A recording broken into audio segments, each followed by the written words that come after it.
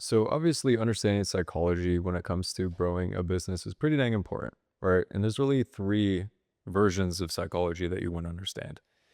You want to understand the psychology of one to one, then you want to of how people make internal decisions. Then you want to understand the psychology of one to another person. So how do we inflict stimuli to another person to make them behave? And then we want to understand the psychology of the masses. So how does stimuli affect the decision making of many people at once? And if you want to really get into it, Carl Jung is going to be the guy that you look at internally. So understanding your own psychology. So that's really the one. And then Carl Rogers is the guy who looks at one to another person. So more of a therapy approach. And then Edward Bernays is the one who took psychology and applied it to the masses, right? And all these people came from Sigmund Freud. Sigmund Freud's the foundation. All those three people I just said sit on top of Sigmund Freud. And recently, for where my business is at right now, I've been looking into Edward Bernays a lot and reading his book called Propaganda. And you might be thinking like, oh my gosh, propaganda is this super like negative connotation. It's evil. Like if you engage in propaganda, then you're a bad person. It's really interesting because propaganda has a socially constructed negative connotation. Propaganda by nature, the definition of it is actually the spreading of truth, which I think is super fascinating. I learned it from the book. I had no idea. There's even like a college of propaganda that was built for the popes. And it's like, why would the popes need to go to the college of propaganda? That seems so wrong. Well, then you start to understand, oh, well, they need to understand how to be a good pope and influence the mass, right? And yeah, and if you have a paradigm, the reason I'm bringing that up, like propaganda does not have a negative connotation, is if you have a paradigm on anything that is not congruent with the objective truth, then you'll negatively view it. So if you think propaganda is bad, then you're not going to want to learn propaganda, and then therefore you're not going to be able to inflict stimuli on the masses in an effective way, which is probably not optimal, especially if you're starting a business, because you kind of want to inflict stimuli to a lot of people so you can get clients, right? So that's the first thing I've like been going in this journey because the reason I'm sharing the story is hopefully some people can take some value, and I've had some few successes at a young age. I'm 19 years old, and maybe some people can take some value away. And the reason I chose to start learning propaganda and I'm kind of documenting this part of my life is because I'm great at outbound systems, right? That's really my cup of tea. Obviously, I'm not the most famous person in the world, so obviously I'm not very good at maybe organic and stuff like that. To understand the systems, not so much the content itself, right? And so when I look at this, I'm like, okay, well, the next logical step is I understand Carl Jung, I understand Carl Rogers, I don't understand Edward Bernays as much, and that's kind of the next step for me because I got all the outbound systems mastered. So if I want to keep pursuing growth in myself, then I should probably know it. But anyways, that was the first thing is changing my paradigm around what propaganda really is. Because before I had a negative view of it, of course, like everybody would. But that was a quick fix, right? So how does propaganda really play into business? Why is it important, right? Well, you have to understand that everybody has to engage in propaganda to a degree if you want to be successful in whatever it is. For example, nonprofits have to engage in propaganda. Obviously, politics have to engage in propaganda. The whole reasons that we have public relations departments in bigger companies is propaganda. And before we even get into how to utilize propaganda, we have to understand the archetypes of propaganda. Archetypes meaning the fundamentals of what actually makes it, the most important fundamentals of what propaganda is, right? And to do that, I like to start with the raw bare bones of how propaganda works. How does stimuli at the mass work? And again, it's really important because if you want to grow a business, you probably need to know that, right? So if we look at the masses, we have all subconsciously voted for this democratic society that comes to objective truths through mutual agreement. Basically, the way that we choose what is the best furniture in our room, what is the best style, what is the best music recently, what is the best opinion politically, what is the most right opinion politically. Well, there's not enough time or processing power for every single person to figure out the objective truth.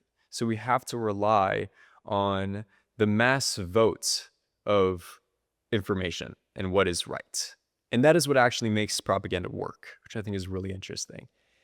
And it's like technically the most optimal. I don't want to get on the political side of this, but technically the most optimal way to handle this issue would be to have like a group of very wise people to make these decisions for us in a perfect imaginable world, right? But that gets into politics. I don't want to get into that. So now that we understand that we've created this social structure where we all have to essentially follow the leader. We've all subconsciously agreed on this rule now. And that is how propaganda exists. That's what made it work. That's what made it a study in the first place, right? And so what are the archetypes? So a lot of times when it comes to the way that stimuli to the masses work, so mass psychology, a lot of times people will look up to these leaders because they don't want to do the work themselves, right? And you could argue like, oh, I do my own research, blah, blah, blah. There's a lot into that. And realistically, you don't, because the information that you're exposed to is usually coming from these leaders.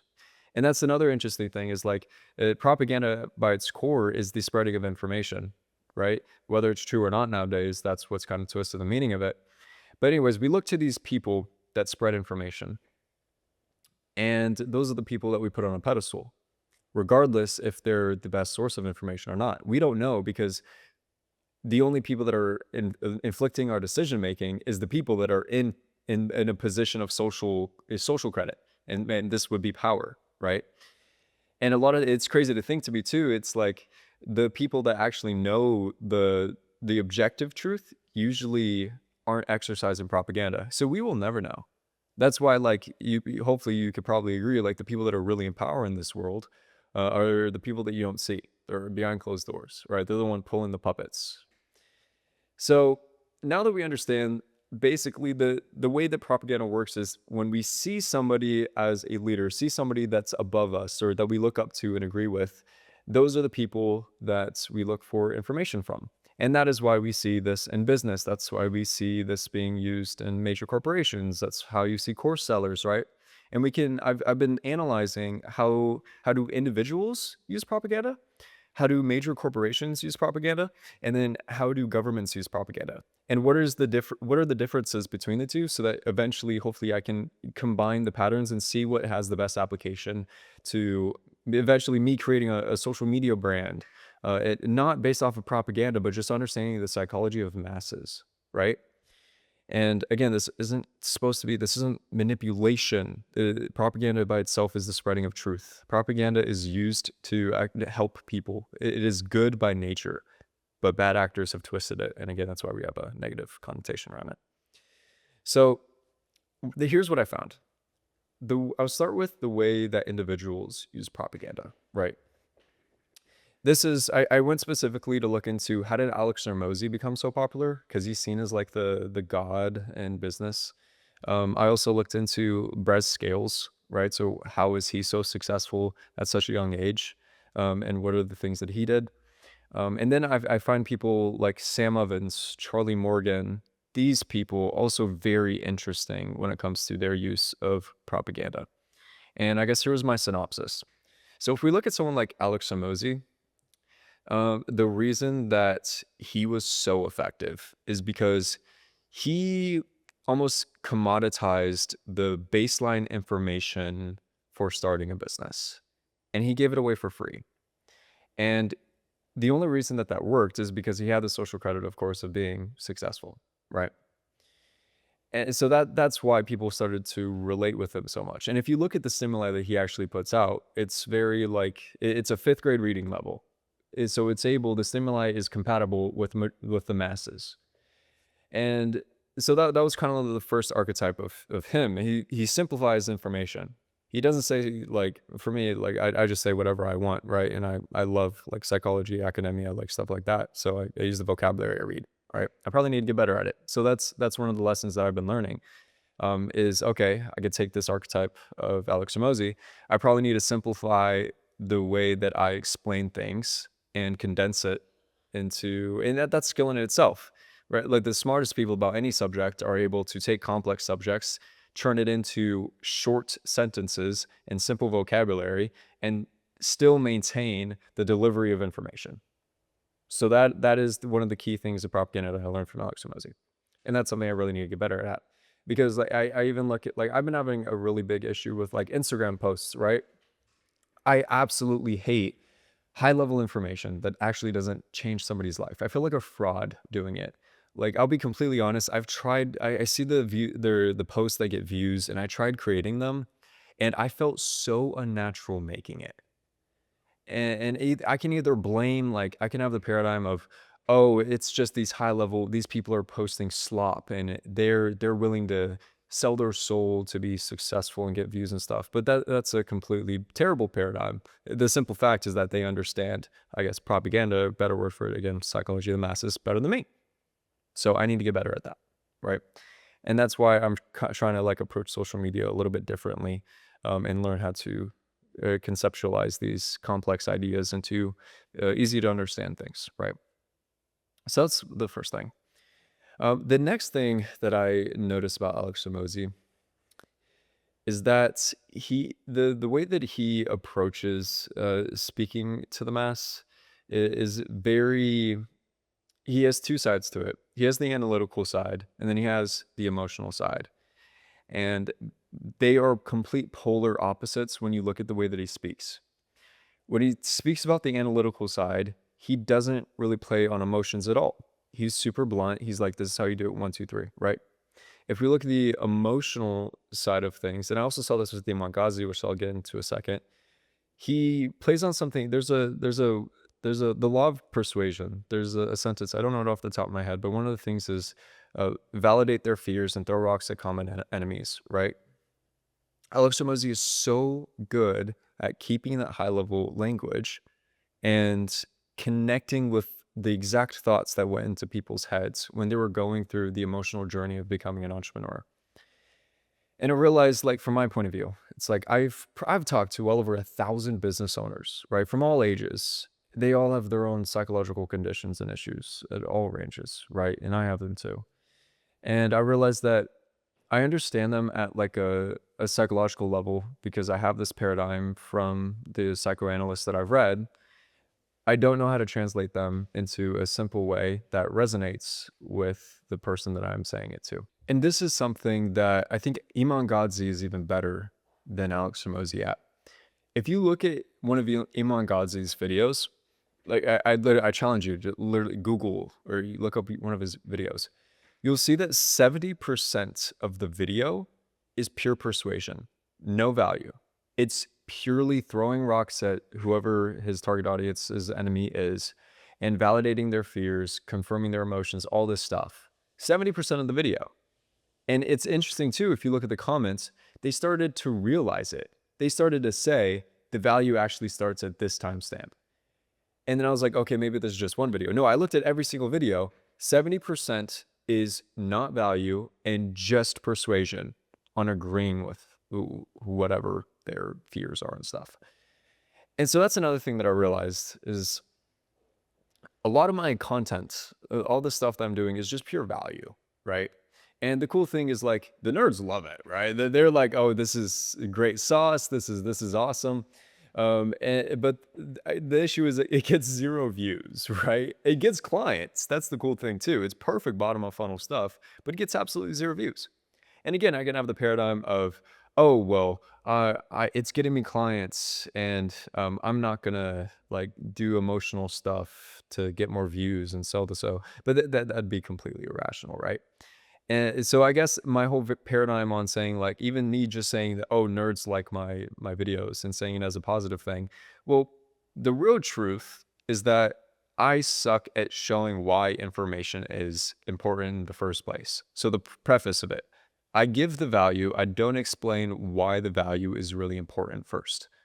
And that is something that's a complete gap that I have in terms of psychology to the masses, right? So that's the next kind of takeaway from those two people that I got after reading and viewing them from this propaganda perspective and reading. The next one that I found really interesting is Charlie Morgan, right? So what was my synopsis of him? He is extremely similar to Sam Ovens, extremely similar. And I looked at Sam Ovens and I tried to look where he got his information from, and I couldn't really find anybody that he looked up to. And I guess this was like looking at the archetype of propaganda, where you look up to a leader, right? And I started to think of like, dang, like the saying that nobody's original is really true. Like everybody, like, and it's not a bash at Charlie Morgan. He's a freaking genius, right? But like Picasso, right? He says good artists creates or whatever, and then great artists steal, right? And that's essentially what Charlie Morgan was. He looked at the leader, right, the propaganda in the space at the time. He took what he did and then made his own twist and made it better. So I completely respect that. So I started to ask myself, well, okay, well, who do I look up to then, right? And I guess for me, the people that I look up to is the grandfathers of different concepts. So I like that's why I talk about like Carl Jung. I'm fan or I'm amazed by psychology and stuff like that, right? But I don't really have necessarily a business figure that I've been absolutely astonished by, like other than Elon Musk, he absolute brainiac. So I realized that I probably should look into that a little bit more and then create my own version of other people in a way. And I also had to change my paradigm. That doesn't make me unoriginal. It's it makes it so I can help as many people as possible. So that was kind of the takeaway from Charlie Morgan and how he was actually affected by propaganda. And then also the way that Charlie Morgan has changed the way that he does business right now. If you look at his content years ago, purely value based as well, right? For the most part, at least. And then most recently, is he looking for like top of the funnel, more general audience to push to his free community, which is playing a lot on the motivational and the emotional stuff. So that's how he's exercising propaganda. And if you look at his videos, he's very blunt now. He's very blunt. He's like, if you don't do X, then don't complain when you're suffering, right? And he'll use these examples over and over again. He's like, if you're playing video games all day, then you're gonna get dumb and fat, and don't complain, right? So he uses very strong emotional drivers and stuff. So that was the high level takeaway from Charlie Morgan. So, anyways, that's like the individuals that I've been looking into and how they propaganda has affected their life, and those are the takeaways that I can kind of take for, I guess, myself and how can I apply it, and hopefully that you can take away or at least look at people differently when you're watching videos, and apply however you want to do propaganda to be able to get clients or post on social media, and just do things in a way that genuinely like will help as many people as possible. That's the end goal of all this, right? Is if you stay in the idea that propaganda is evil and you shouldn't learn about it, then you're not going to get a lot of views and you're probably not going to help a lot of people, right? So if you want to actually influence the masses, you need to understand the psychology of the masses. That's what's important. So that's kind of the individual perspective of propaganda. Then we look at companies, like major companies. Why is propaganda important for them? Well, I found this very interesting. If you look at a lot of history and you look how propaganda was used, you'll notice that propaganda really got popular when the spreading of information became easier. So specifically with newspapers, that is what blew propaganda up, right? So there's things with like fashion. So before, women were like told to dress very modest and stuff like that.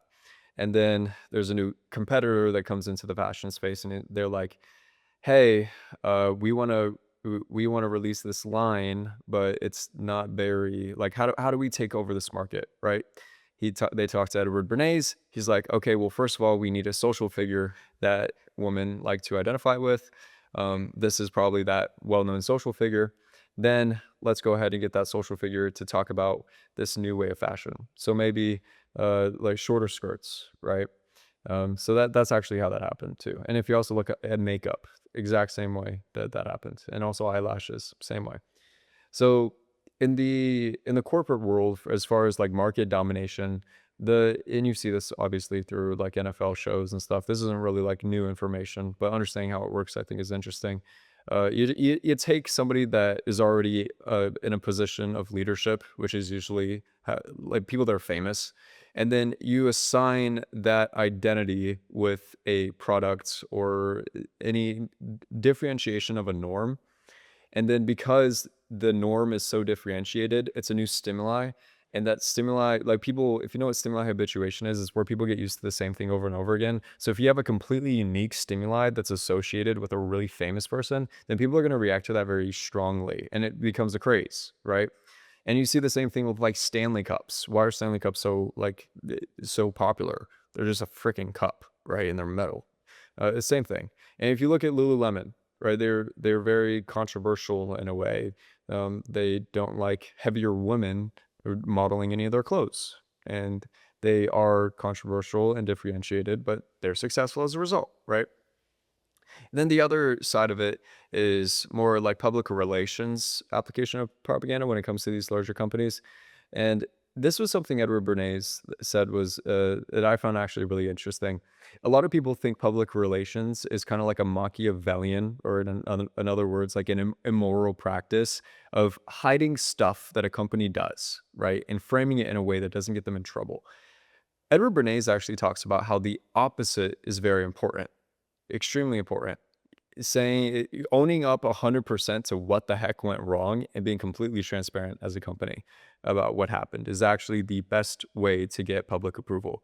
And if we also look at the history before propaganda was normalized, before companies were like, this is none of the public's business and we're not going to say anything in either way. And then as information started to become, the speed in which information was spread became more popular, then it kind of forced companies to have transparency, which I think is pretty cool. So anyways, so for the PR, right, the Edward Bernays popularized transparency to the public and people like respect it more. And I saw this being used by, there's this guy, he works out all the time. I forget his freaking name, but he smiles all the time. And you'll see his face. His face looks a little like it's very red and a little bit like morphed and stuff. And in his bio, he said he was an IUD survivor. And he grew to like 1 million followers, and he was lying about being an IUD survivor. And he made a post one day. He's like, guys, I have to tell you something. I'm not an IUD survivor. Honestly, I've never expected to be famous on social media. I lied about it because I am insecure about my social appearance, and all the hate really started to get to me. And he was just completely transparent, super blunt. And I started looking through the comments and looking at his future videos and looking at the performance of those videos. And all of them were positive.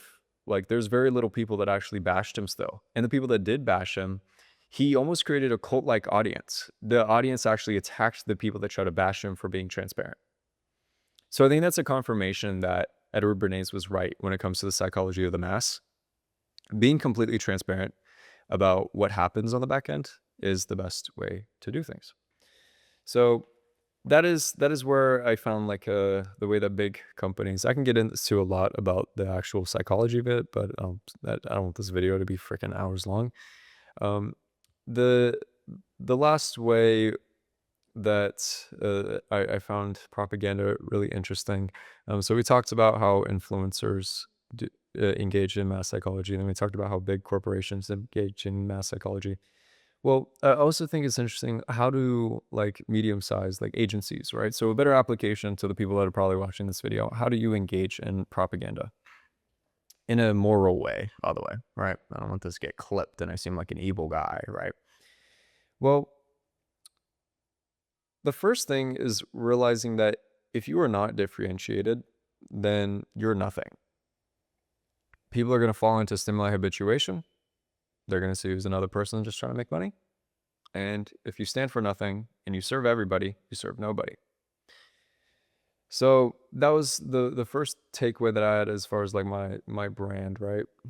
Is there was a phase where I was trying to look at what everybody else is doing and try to not just copy them, but like understand what was the thought processes that came to them when creating that.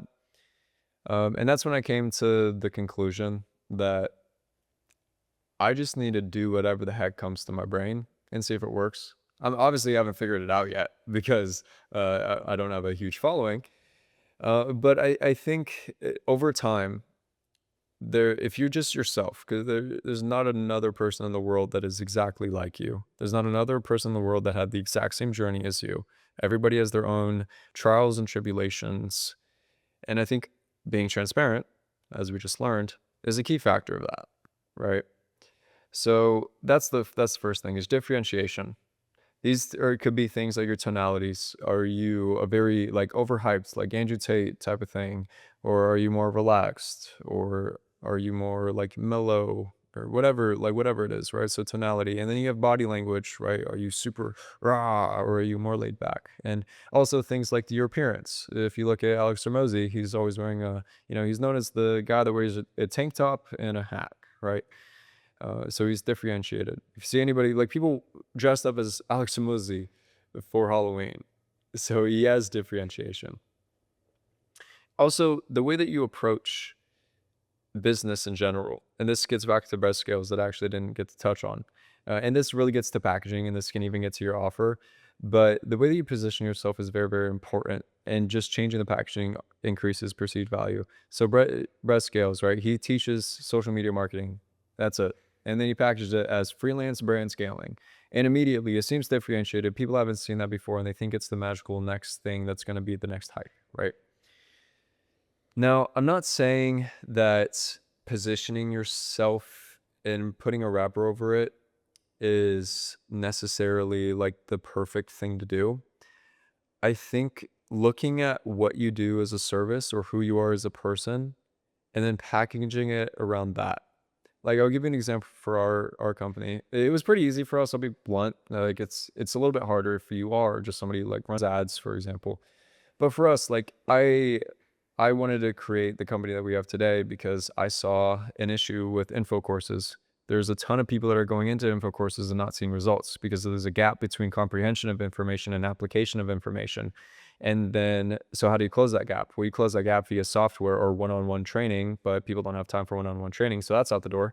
Okay, but let's look at all the softwares that are out in the market. Well, all these softwares are built without methodology. So they don't work. They're just tools that automate a broken system.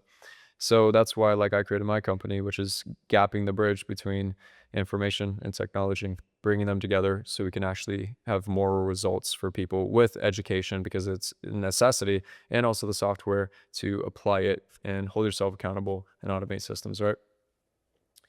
And the way that I was thinking about like the packaging of that, and I'm still working on the packaging of it to be completely honest. Um, and that's and the packaging is essentially like what I just said. It's bridging the gap between information and technology, right? That's our new branding. And then a higher level of that could be like the Orza method. And that's another thing. And titles of things change over time as well. If you look at Sam Ovens, he's changed the title of his program like 40, 50 times when he was doing consulting, right? So that's another thing. When it comes to stimuli to the mass, packaging is extremely powerful. And I think it's very interesting. If you change packaging and you do and apply that to one-on-one, they might look at you crazy. Like, what the heck is that? Maybe they'll be a little bit like curious, but packaging is really powerful when it achieves social acceptance. That is what I kind of took away from there. So there's the first two things that you can apply to yourself when it comes to this stuff. I think the next thing is the actual differentiation of how you give value, right? And this is also super fascinating to me. If you look at I'll give you again, I like psychology, so I'll give you a psychology example. You look at the founding fathers of psychoanalysis, right? Sigmund Freud, Carl Jung, blah blah blah, and then you look at somebody incredible like Robert Greene, the guy who made the 48 Laws of Power. And this also gets back to, you can see the indirect applications why this is important. This also gets back to Picasso saying that great artists steal. Robert Greene looked at Machiavelli and a lot of Sigmund Freud and Carl Jung, and he took that and made a book out of it and then gave his own perspective because he has different disciplines that can apply to new perspectives, right? And then he made the 48 Laws of Power, and now everybody knows the book. Number one best-selling, blah, blah, blah, right? So how does this apply to you? When you are giving people value, the vehicle in which you provide that value and the look of this vehicle is extremely important. You see how Robert Greene just did it. If we look at people, I know there's a lot of people that are very interesting. They talk about like your astrological signs, and this whole new wave of therapy, and it's blowing up on social media. There's a lot of people that are becoming pretty successful on it, and they made a whole science out of it. And if you look at it, it has extreme confirmation bias, because whether or not the information they say, like bare bones, is actually true, it will be true, because they don't even realize it, but all of their concepts, even though it's about stars and planets and stuff and how they relate to each other and how you can better your life with stars and planets, they're still based on the fundamentals of therapy and psychoanalysis. Their vehicle still has validity, which I think is super, super fascinating. But again, this gets back to the packaging. They packaged it different with stars and planets. People think it's different. People feel more aligned with it, and that's why there's a market for it, right? So the way that you convey this information. So I'll give you an example here too. Some people in this online space are conveying this information through really in-depth systems, very technical stuff, and that aligns with the people that feel like systems are the magic way. Then another person conveys these concepts in business through tools, automations, AI, blah, blah, blah. Hopefully still off the same foundations, whether they realize it or not. And then the people that are looking for instant gratification gravitate towards that because it's tools and AI. They think it's the next secret thing to their success, even though, like, realistically, just improving your paradigm is really the solution. Or you'll look at people like Brett Scales, right? He focuses more on he conveys information through the paradigm of being successful and young and grinding, right? And framing it in this new way of making money. Alex Hormozi is very high level simplification of information and aligning with that type of audience.